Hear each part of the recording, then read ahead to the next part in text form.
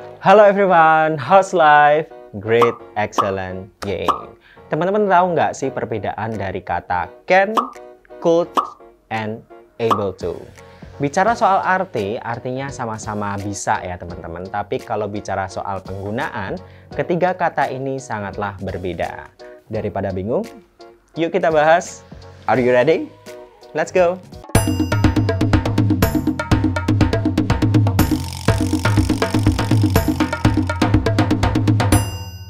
Dan teman-teman, kalau bicara soal kata dapat dalam bahasa Inggris, kita bisa bilang can, could, and able to. Seperti apa perbedaannya?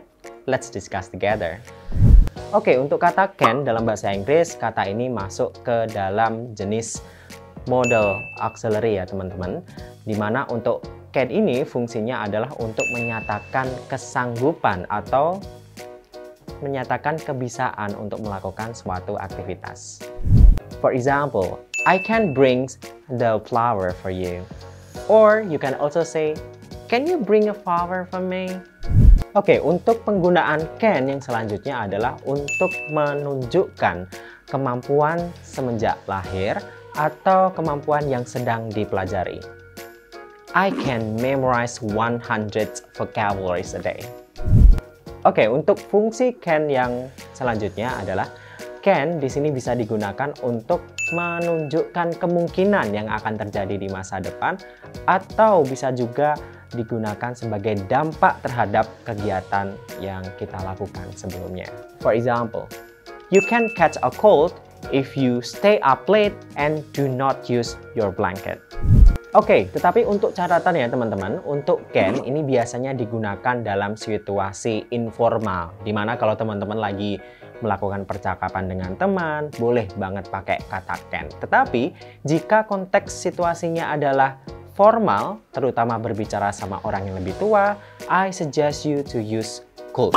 Dimana could ini konteksnya lebih sopan ya daripada can. Dan bicara soal kata could, teman-teman, kata could ini merupakan bentuk keduanya daripada kata can.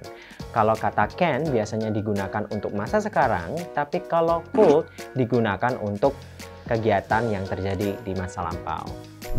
The example that can be taken here is, they could beat you if he didn't come to help you.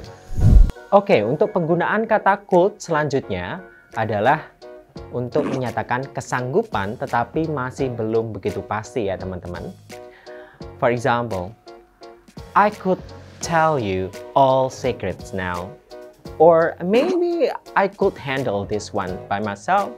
Oke, untuk fungsi could selanjutnya adalah untuk menyatakan kemungkinan yang akan terjadi di masa depan, tetapi derajatnya masih belum bisa dipastikan. Di antara kata probability yang lain seperti maybe, perhaps, probably, untuk kata could itu sendiri masih belum bisa diukur ya teman-teman derajatnya. For the example, the temperature could be more freezing at night. Or you could also say, she could fall in love with you if you keep doing that.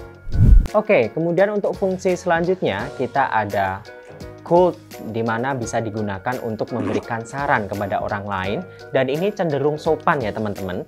Tetapi kalau misalkan kita pakai can untuk memberikan saran, itu tidak apa-apa, tapi konteksnya agak sedikit kasar ya.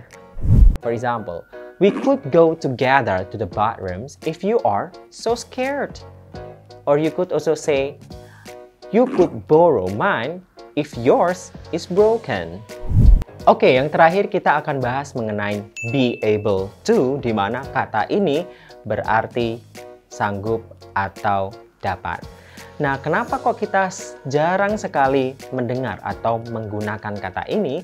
Karena pada dasarnya banyak sekali orang-orang yang lebih suka menggunakan can dan could dalam kehidupan sehari-hari. Dan untuk penggunaan be able to itu sendiri teman-teman, biasanya dia digabung dengan modal. Jadi modal be able to verb 1. For example, we will be able to do this in several weeks. In English, we do not say we will can do this in several weeks. Kenapa kok will, can do this tidak diperbolehkan dalam bahasa Inggris? Karena will, teman-teman, masuk ke modal dan can juga masuk ke modal.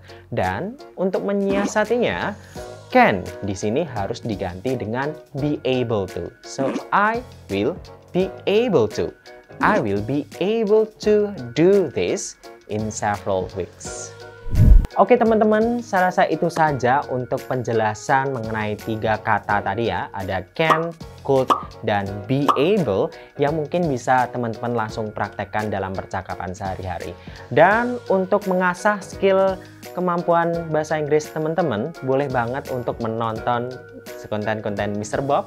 Dan semoga saja bermanfaat. Thank you very much for watching. Don't forget to like, comment, share, and subscribe if you don't want to miss all of my YouTube videos. Thank you very much and see you in the next videos. Bye-bye!